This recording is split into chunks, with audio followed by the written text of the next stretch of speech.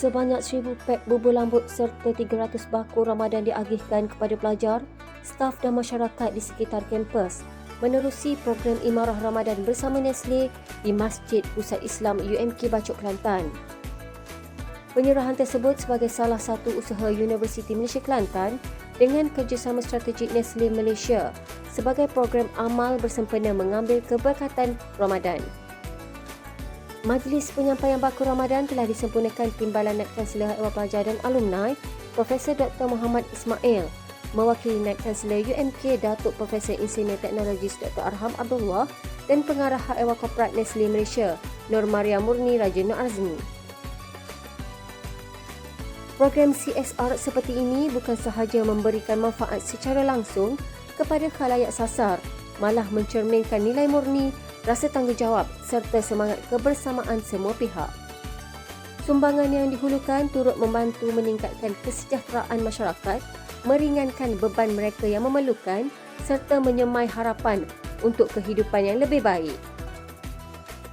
Usaha murni ini mampu menjadi pemangkin kepada lebih banyak inisiatif kebajikan dan pembangunan komuniti pada masa hadapan.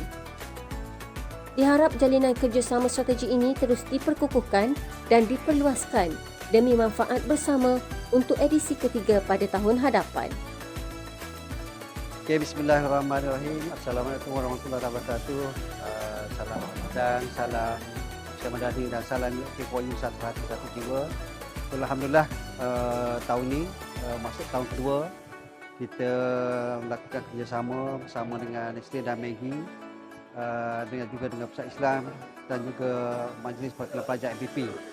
Itu program yang kita namakan program bubur lambuk yang mana kita masak sama-sama, dan kita Maggi juga datangkan khas chef Sharifah yang cukup terkenal untuk sama-sama kita masak bersama pelajar dan juga kaki tangan, dan kita sediakan sebanyak 1,000 pek kali ini untuk kita diagihkan kepada mahasiswa, kaki tangan dan juga masyarakat setempat.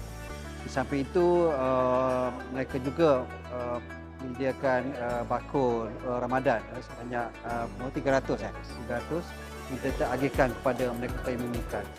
Dan ini adalah salah satu kerjasama strategik di antara universiti dan industri dalam kita melatih pelajar-pelajar kita juga untuk dari segi kepimpinan dan juga untuk CSR ataupun kita panggil University for Community ataupun Student for Society.